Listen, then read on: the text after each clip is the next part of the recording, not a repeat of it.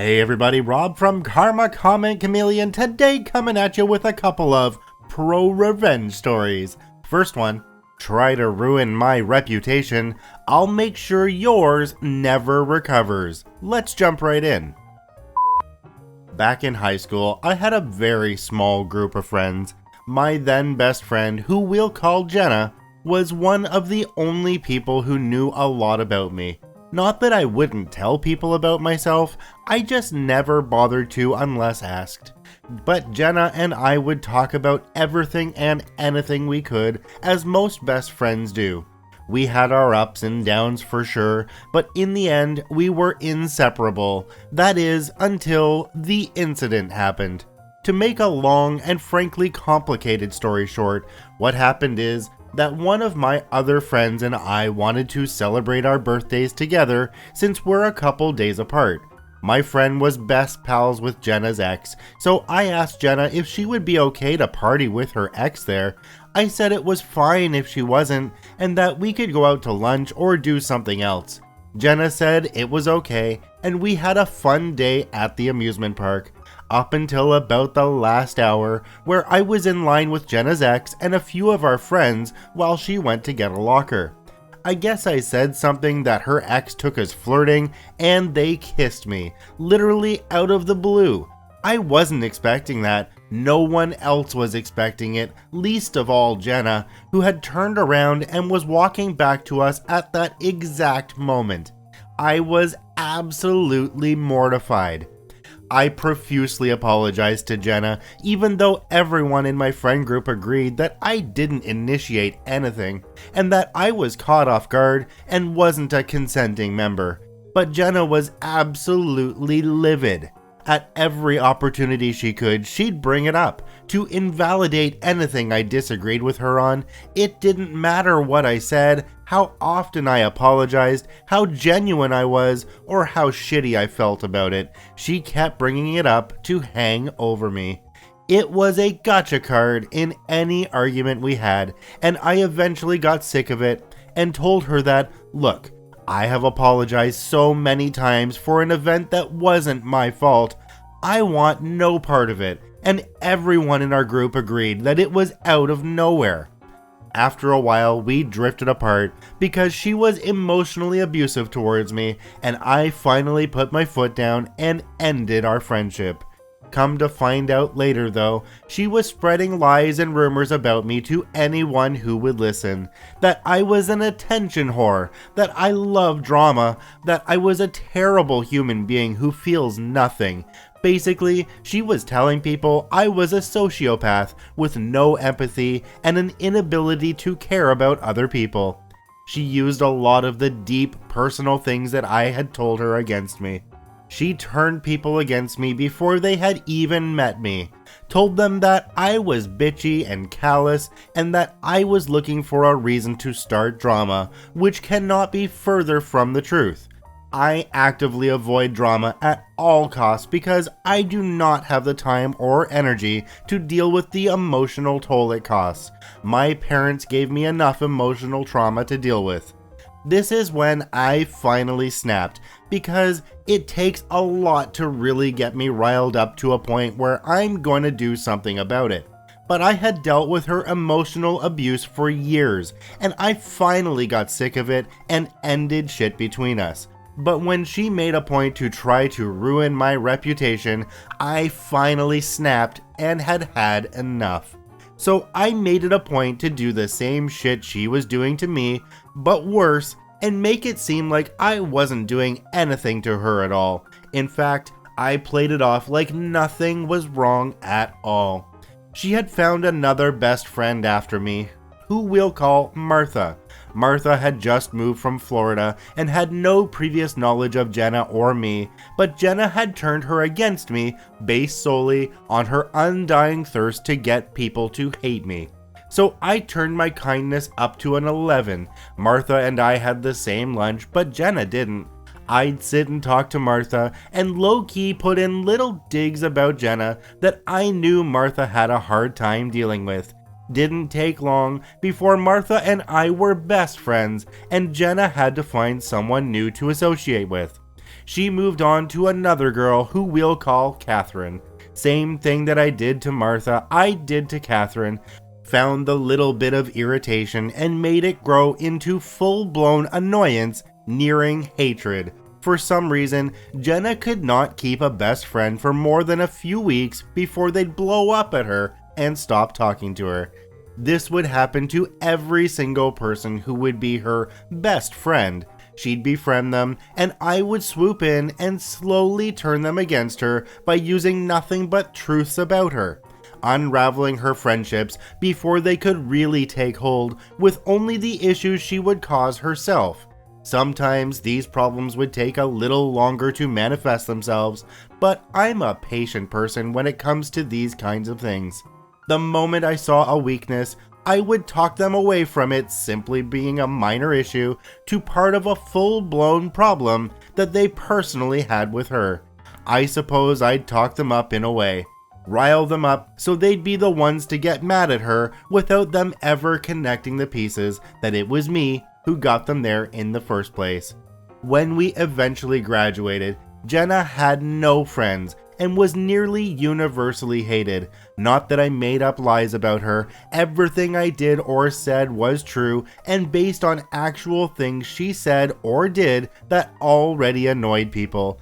I just got good at pointing that stuff out and forcing people to re-examine their relationships with her. She could never figure out why no one wanted to be friends with her, or why the people she was briefly friends with would leave her in the dust after a very short period of time. She had to move out of state for college because she had no friends from high school at home that she could associate with. No one wanted to be around Jenna. But in truth, all I had to do was point out how poorly she was treating people for them to realize how she was using them. She did most of the work herself. I just shortened the lifespan of her friendships and made it so she got a taste of her own medicine, minus the bullshit and lies. This may initially seem a little petty and childish, but I assure you, I cannot express how much her social life was secretly ruined without her ever realizing it. She never suspected me because I made sure to never say what annoyed me about her. I'd simply listen for a small bit of information, then take it and run with it. People never said it was me who was talking shit because in their minds, it was their own personal issue. In reality, I was the one who sent them over the edge. She believes people just hate her for no reason, not because she took her anger a step too far and pushed me over my limit. Life is too short to let yourself be influenced by toxic people. Cut them out of your lives as quickly as you can and move on because there is no need to have that in your life. On to our second story. Actor picks the wrong sound crew to mess with. Let's jump right in. Here's another little tale from my days working in the entertainment business. Very early on in my career, I managed to get a gig working as a showman, a person hired in just to work the show, on stage electrics and follow spots on a major West End musical. Even though I was nominally a sound engineer, the chance to work on a big show in albeit a different capacity was too good to pass up. When you're a youngster in this industry, you would be daft to turn down such an opportunity because the experience garnered is invaluable, even if it's not directly related to your primary skill set. We spent around 6 weeks working on the production fit-up. Most of the time, I was working on rigging lamps, running cables, installing additional dimmer racks, yada yada. Sometimes I got to help out the sound crew, rigging their kit, and thus got to know them quite well. Fast forward to a few months after opening night, some of the electric showmen, myself included, had managed to pick up the occasional extra work assisting the daymen, crew who were permanently hired to the theater, doing lamp rounds. This is where you go around the entire theater front and backstage replacing burned out lamps. Useful extra money. Thus, I happened to be in the theater well before the half-hour call and was hanging out with the sound crew at the sound desk. There were 2 of them, we'll call them Pete and Chris, One would run the front of house board for that night's show, while the other would do other jobs like handing out the radio mics to the cast at the half, collect them at the end, and troubleshoot any problems during the show. They'd also swap duties every day. So we hear the half called, and Chris goes off backstage with his box of radio mics to hand them out, while I carry on chatting to Pete. About 10 minutes later, we see Chris returning to the front of house desk, looking very distressed. Pete asked him what on earth was wrong. It transpired that the male juvenile lead had bullocked out Chris for some utterly trivial problem, to the point where he had been reduced to tears. I should point out that this particular actor was not well liked by the crew because of his arrogant and holier-than-thou attitude. This did seriously not sit well with Pete at all. By this time, the audience was beginning to fill the auditorium, and you could hear the ambient chatter level going up. Pete then grabbed his headphones and, parking one earpiece over his right ear, proceeded to punch in the pre-fade listen button for that actor's channel. A grin then crept over his face. He then brought the channel live and very slowly raised the channel fader. He handed Chris the cans, and a huge grin also spread across his face. Chris then handed me the cans so I could hear what had amused him so much. I listened in to be confronted by the sound of the actor right in the middle of taking a full throttle dump. We are talking grunts and groans and levels of flatulence quite the equal of the trumpets that flattened the walls of Jericho. Bear in mind that this sound is now being leaked out into the auditorium, albeit at a level just barely perceptible to the audience. I glanced around at the punters in the stalls and saw that quite a few people were looking around quizzically. I had to struggle to rein in my laughter at the delicious payback, but as it was getting close to Act 1 beginners, I had to go off and take my station. So I high-fived my friends and went through the stage pass door to the Electric's crew room, to be confronted by my colleagues falling about in hysterics. It was then that I became aware of a peculiarity with the show relay. For context, the show relay is a microphone front of house and a bunch of speakers all over the backstage and dressing room areas that allow cast and crew to listen in to the progress of a show. Due to a curiosity of its design, what was just barely audible out front was now being hugely magnified backstage. The entire cast and crew, no matter where they were being subjected to the sound of our actor dropping the kids off at the pool at practically full volume.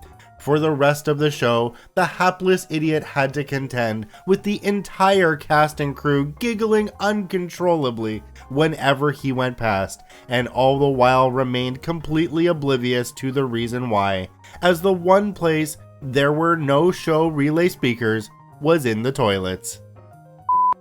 Have we really come down to bathroom humor on this channel? What a load of...